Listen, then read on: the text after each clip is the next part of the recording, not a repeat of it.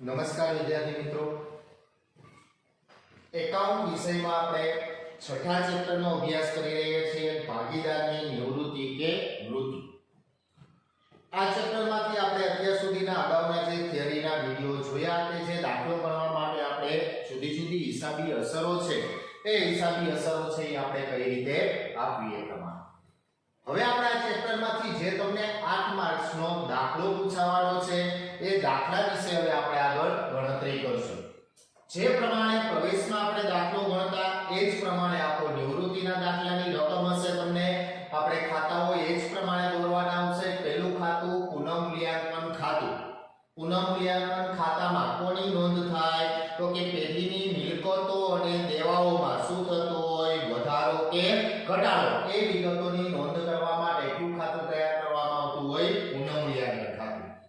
જો પેઢીને ફાયદો થાય તો કઈ બાજુ નોંધ થશે, જમા બાજુ. જો પેઢીને નુકસાન થાય તો કઈ બાજુ નોંધ કરવાની આવશે, ઉધાર બાજુ નોંધ કરવાની.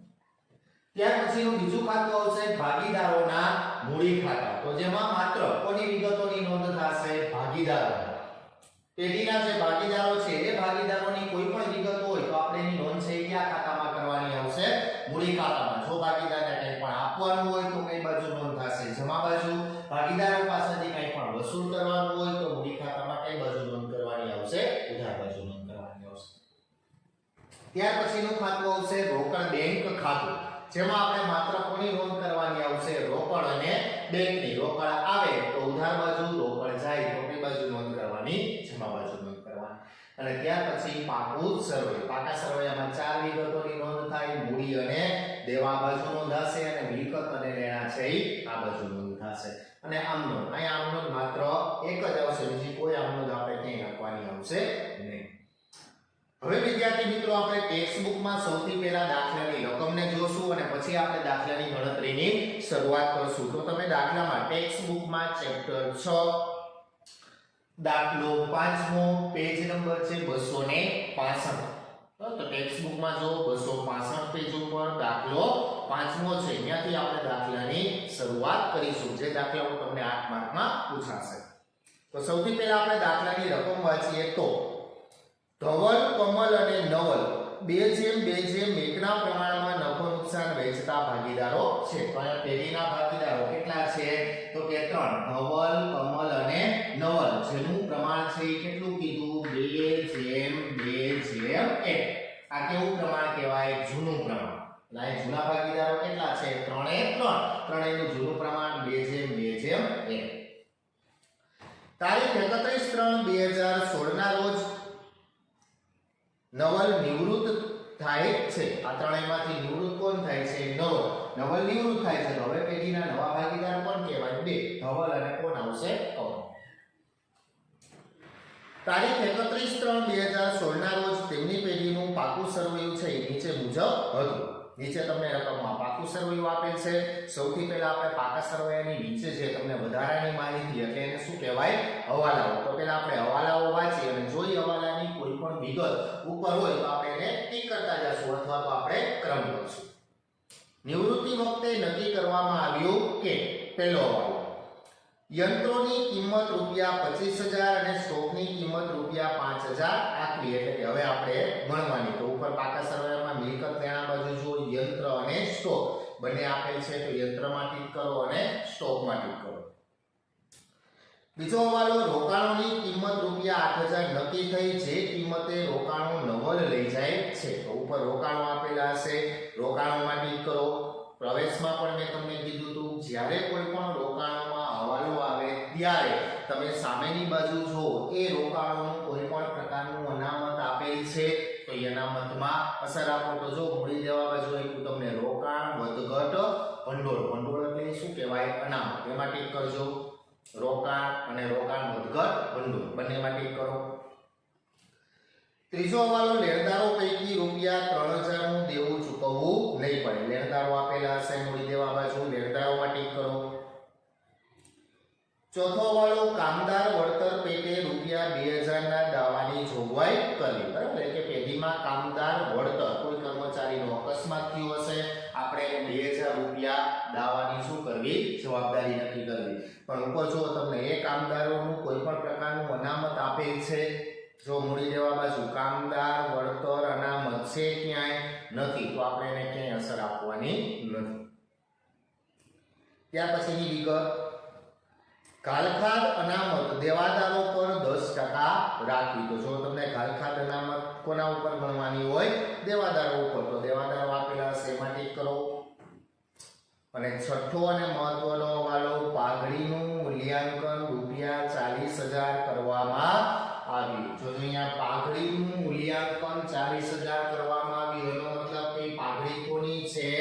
પેઢીની. પેઢીની એટલે એમાં કોનો ભાગ હશે? ત્રણે ત્રણ ભાગીદારો.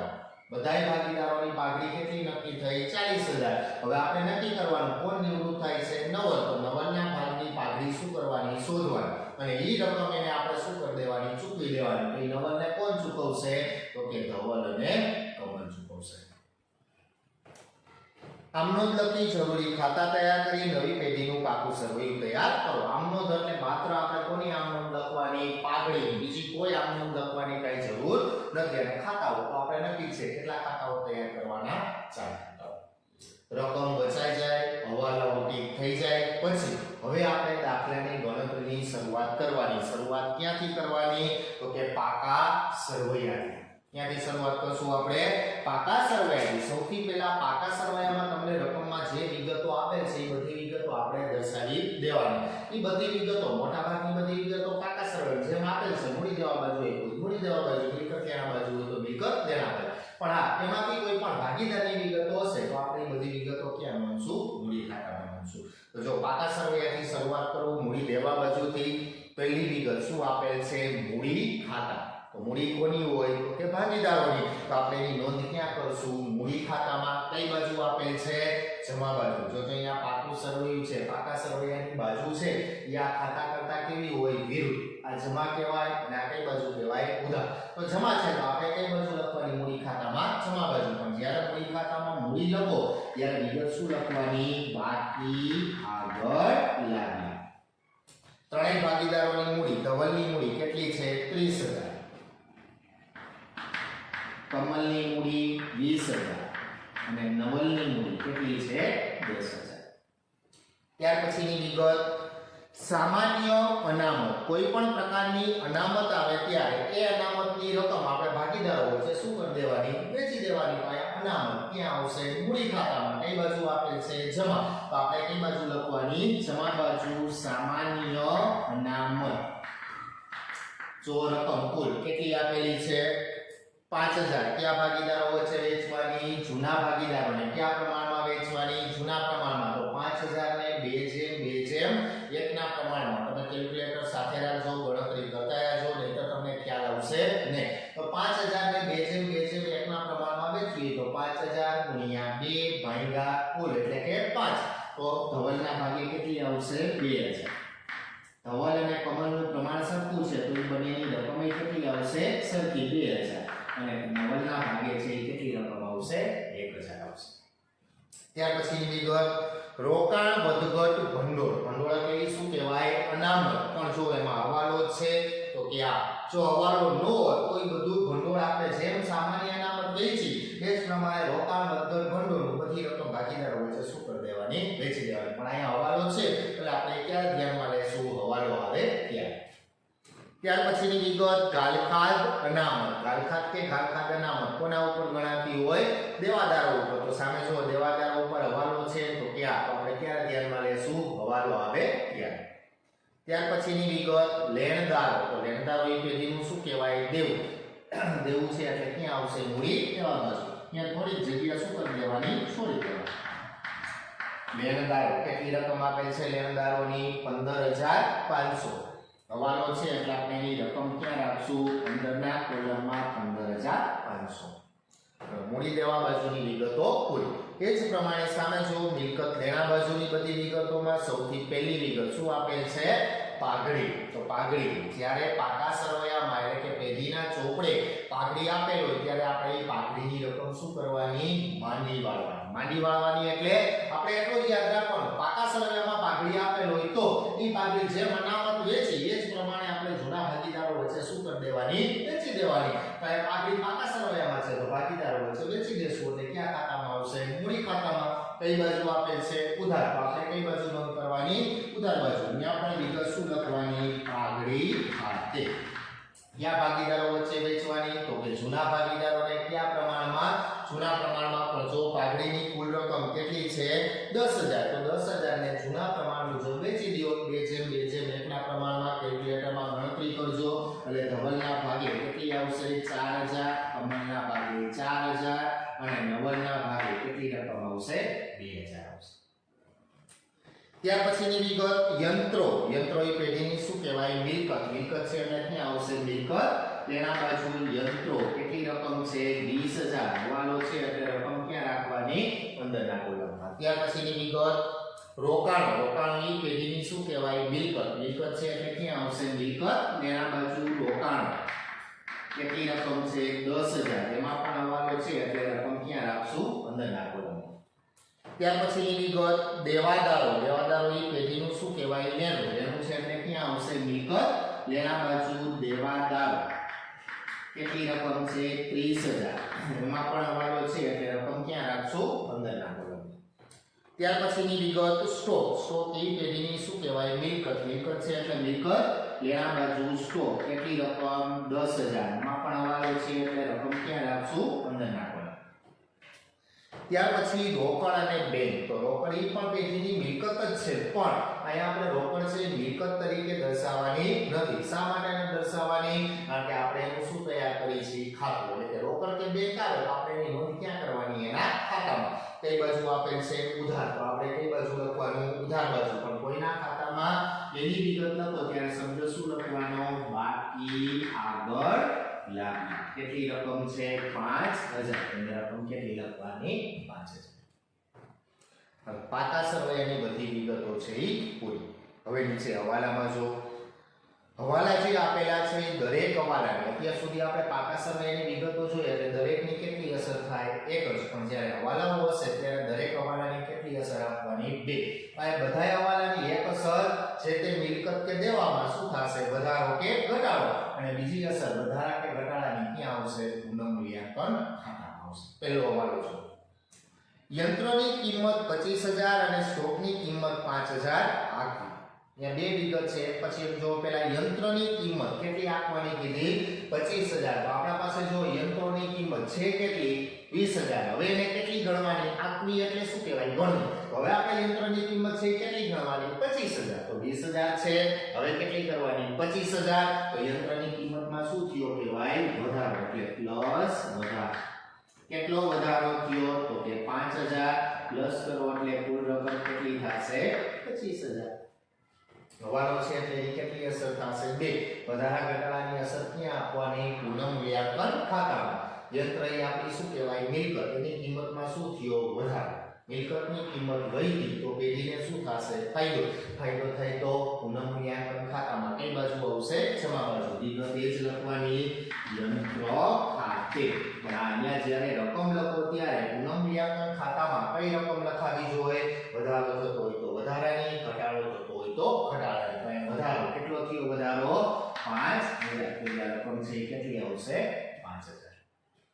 એ જ હવાલામાં તમને આગળ કીધું કે સ્ટોકની કિંમત કેટલી આપવાની તો કે 5000. તો અહીં આપણા પાસે સ્ટોકની કિંમત છે કેટલી 10000. હવે કેટલી ગણવાની 5000. તો સ્ટોકની કિંમતમાં શું થયો ઘટાડો, એટલે માઈનસ ઘટાડો. કેટલો ઘટાડો તો કે 5000. તો હવે સ્ટોકની કિંમત કેટલી રહેશે 5000. મિલકતની કિંમત શું થઈ ઘટી તો પેઢીને શું થશે નુકસાન. નુકસાન થાય તો પુનઃમૂલ્યાંકન ખાતામાં કઈ બાજુ આવશે ઉધાર બાજુ. અહીંયા વિગત શું લખવાની સ્ટોક ખાતે. અહીંયા રકમ કેટલી આવશે 5000. ત્યાર પછીનો બીજો હવાલો. એ હવાલો થોડો અટપટો અને મહત્વનો છે. જો કે પ્રવેશમાં પણ આ પ્રકારનો હવાલો આવી ગયો. જોજો એમાં વધુ ધ્યાન રાખજો. રોકાણોની કિંમત રૂપિયા 8000 નક્કી થઈ. તે કિંમતે રોકાણો નવલ શું કરે લઈ જાય છે. જો આમ જો એમાં કેટલી બાબત તમને કીધી 2. પેલા અડધી જ વિગત જો, બાકીનું કાંઈ વિચારવાનું નથી. રોકાણોની કિંમત 8000 નક્કી થઈ. આપણે માનવાનું ત્યાં આપણો હવાલો પૂરો થઈ ગયો. તો આપણે જો રોકાણોની કિંમત છે કેટલી તો કે 10000. હવે કેટલી નક્કી થઈ 8000. એનો મતલબ કે રોકાણોની કિંમતમાં શું થયો ઘટાડો. કેટલો ઘટાડો થયો 2000. તો હવે રોકાણોની કિંમત છે એ કેટલી થઈ તો કે 8000. પણ આગળ હજી હવાલો છે એટલે આપણે રકમ ક્યાં રાખશું અંદરના બોલો. હાલો પૂરું એક અસર. હવે બીજી અસર તો કે રોકાણોની કિંમત ઘટી, મિલકતની કિંમત ઘટી તો પેઢીને શું થશે નુકસાન. નુકસાન થાય એટલે પુનઃમૂલ્યાંકન ખાતામાં કઈ બાજુ આવે ઉધાર બાજુ. પણ જો અહીંયા ધ્યાન રાખજો, જો પેઢી પાસે આ રોકાણોનું જે નુકસાન છે એ ભરપાઈ કરવા પાછળ માટે કોઈ પેઢીમાં એવી અનામત કે ભંડોળ છે તો કે આ જો તમને મૂડી દેવા બાજુ આપેલ છે રોકાણ વધઘટ ભંડોળ. શું આપેલ છે તો કે રોકાણ વધઘટ ભંડોળ. કેટલું આપેલ છે ભંડોળ તો જો પાકા સમયમાં ભંડોળ કેટલું છે 2500 રૂપિયા. હવે જોવાનું કે રોકાણોની કિંમતમાં ઘટાડો થયો. કેટલો ઘટાડો થયો 2000. તો આ 2000 છે એ બધી ભંડોળમાંથી ભરપાઈ થઈ જશે તો કે આ કારણ કે નુકસાન કેટલું છે તો કે 2000. આ નુકસાન. હવે બાદ કરો તો હજી પેઢી પાસે ભંડોળ છે એ કેટલું વધ્યું તો કે 500 રૂપિયા. જો ભંડોળ વધે તો ભાગીદારો વચ્ચે શું કરી દેવાનું વેચી દેવાનું. બરાબર. આ ભંડોળ કેટલું વધ્યું 500. તો 500 રૂપિયા ભંડોળ આપણે બધું ભાગીદારો વચ્ચે શું કરી દેવાનું વેચી દેવાનું. એટલે કયા ખાતામાં આવશે મૂડી ખાતામાં. કઈ બાજુ આપેલ છે ભંડોળ જમા બાજુ. આપણે કઈ બાજુ લખવાનું જમા બાજુ. રોકાણ વધઘટ ભંડોળ. કેટલું વધ્યું તો કે 500 રૂપિયા. એ 500 રૂપિયા આપણે ભાગીદારો વચ્ચે કયા ભાગીદારો વચ્ચે જૂના વચ્ચે કયા પ્રમાણમાં જૂના પ્રમાણમાં એટલે કે 200 અને 100. પણ માનો કે અહીંયા એવું થાય કે આ નુકસાન છે એ કેટલું હોત 3000 રૂપિયા. તો પેઢી પાસે 2500 જ ભંડોળ હતું. નુકસાન કેટલું થયું 3000. તો ભરપાઈ થાત ન તો પેઢી પાસે હજી 500 રૂપિયાનું નુકસાન વધત તો અહીંયા આપણે વેચી શકત નહીં. તો એ નુકસાનની રકમ ક્યાં આવત પુનઃમૂલ્યાંકન ખાતામાં ઉધાર બાજુ. રોકાણો ખાતે કેટલા રૂપિયા 500. એટલે કે ભંડોળ વધે તો ભાગીદારો વચ્ચે વેચી દેવાનું. ભંડોળ ઘટે તો જેટલું ઘટે એટલું પેઢીને શું થશે નુકસાન. તો પુનઃમૂલ્યાંકન ખાતામાં કઈ બાજુ લખવાનું ઉધાર. હાલો ઈ હવાલાની અડધી પ્રક્રિયા પૂરી. હવે આગળ જો શું કીધું તે કિંમતે એટલે કઈ કિંમતે 8000 ની કિંમતે રોકાણો નવલ શું કરે લઈ જાય છે. એનો મતલબ કે પેઢીમાં જે રોકાણો વધ્યા 8000 ના એ કોણ લઈ જાય છે નવલ. એટલે કે હવે પેઢીમાં રોકાણો કઈ રહેશે નહીં. રોકાણોની કિંમત શૂન્ય થઈ જશે એટલે એમાંથી માઈનસ કોણ લઈ જાય છે નવલ. એટલે કે નવલના મૂડી ખાતે કેટલામાં લઈ જાય છે 8000. તો હવે પેઢીમાં કોઈ રોકાણો રહેશે પણ એની બીજી અસર શું લખ્યું આપણે નવલના મૂડી ખાતે. તો શેમાં નોંધ કરવાની મૂડી ખાતામાં. ભાગીદાર લઈ જાય છે બરાબર.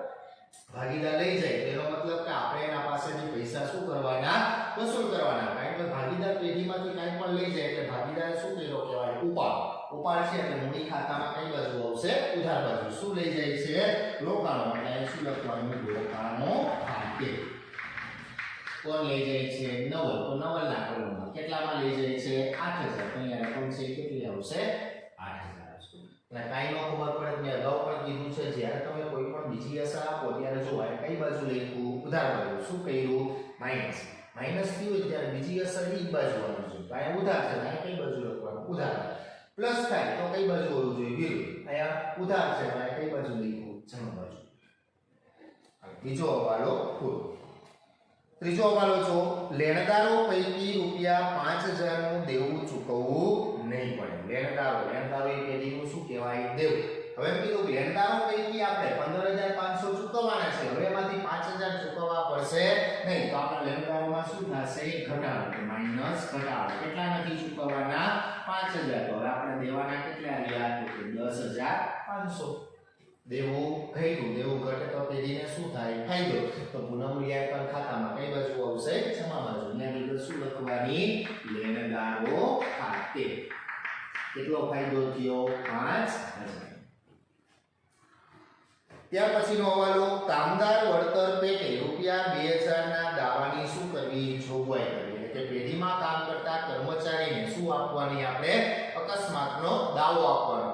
જવાબદારી ચૂકવી. જવાબદારી એટલે પેઢીનું શું કહેવાય દેવું. ત્યાં કીધું તમને 2000 કામદારને દાવાની જોગવાઈ કરવી. દાવો એટલે પેઢીનું શું કહેવાય દેવું. દેવું છે એટલે એક અસર ક્યાં આવશે મૂડી દેવા બાજુ. કામદાર વળતર દાવો. કેટલો દાવો છે તો કે 2000 રૂપિયા.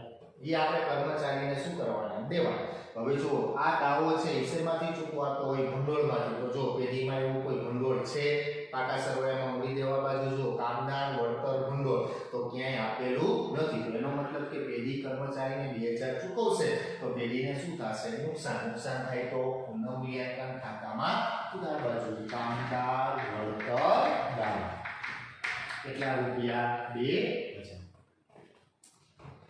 ત્યાર પછીની વિગત, ઘાલખાદ અનામત દેવાદારો પર 10% શું કરવી? રાખવી. તો ઘાલખાદ અનામત કોના ઉપર ગણાતી હોય? દેવાદારમાંથી. દેવાદારમાંથી ઘાલખાદ હોય કે ઘાલખાદ અનામત હોય એ હંમેશા દેવાદારમાંથી શું થાય? બાદ. તો અહીંયા કીધું ઘાલખાદ અનામત કેટલા ટકા કીધું?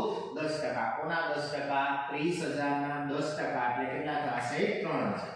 બારના કોલમમાં હવે દેવાદારો કેટલા વધશે? 27,000.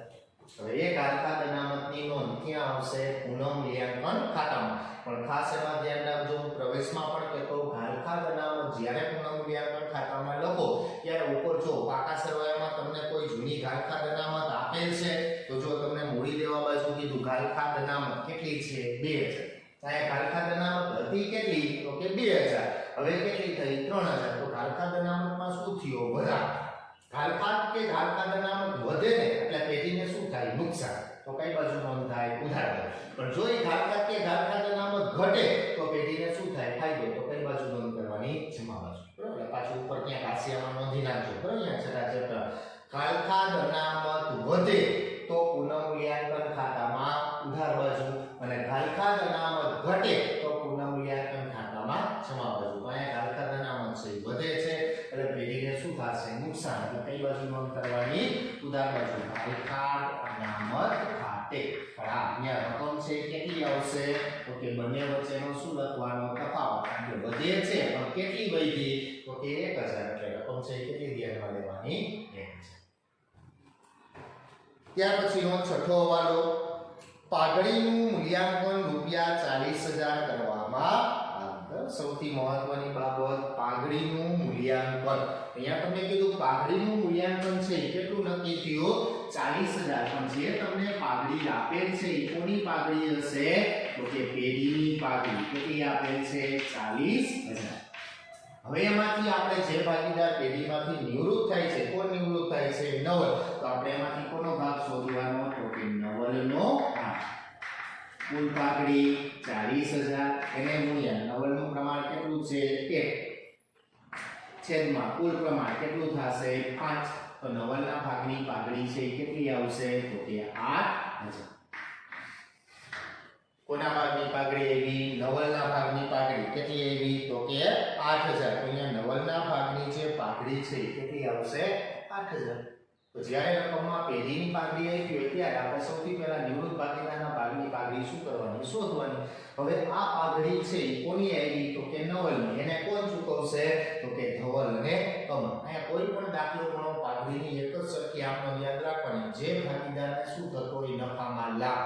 અહીં લાભ કોને થતો હશે? તો કે ધવલ અને કમલને. નિવૃત્ત થશે એ નફાનો શું કરશે? ત્યાં એ નફો બધો કોને મળશે? ધવલ અને કમલને. તો અહીં આમનો શું થશે? ધવલના મૂડી ખાતે ઉધાર, કમલના મૂડી ખાતે ઉધાર, તે નવલના મૂડી ખાતે જમા. અહીં આમનો શું થશે? તો કે ધવલના મૂડી ખાતે ઉધાર, કમલના મૂડી ખાતે ઉધાર. આ બંને ભાગીદારને નફામાં શું થાય છે? લાભ. અને તે નવલના મૂડી ખાતે જમા. અને શું થાય છે? ત્યાં. અહીંયા નવલના ભાગની પાઘડી કેટલી આવી? 8,000. અહીંયા નવલના મૂડી ખાતે 8,000. પણ એ 8,000 બંને ભાગીદારો વચ્ચે કયા પ્રમાણમાં વેચવાની? તો કે લાભના પ્રમાણમાં. તો રકમમાં જો તમને ક્યાંય લાભનું પ્રમાણ આપેલ છે તો કે નહીં, તો લાભનું પ્રમાણ શોધવા માટેનું સૂત્ર શું થશે? તો કે નવો ભાગ માઈનસ જૂનો ભાગ. આપણે લાભનું પ્રમાણ શોધવું હોય તો આપણે જોઈ ગયા હિસાબી અસરમાં કે એનું સૂત્ર શું થાય? તો કે નવો ભાગ માઈનસ જૂનો ભાગ. આપણા પાસે જૂનો ભાગ કોણ છે? તો રકમમાં જો તમને ક્યાંય નવું પ્રમાણ આપેલ છે તો કે રકમમાં ક્યાંય નવું પ્રમાણ આપેલ નથી. હવે નવું પ્રમાણ નથી આવ્યું એનો મતલબ કે આપણે લાભનું પ્રમાણ છે એ મળશે નહીં.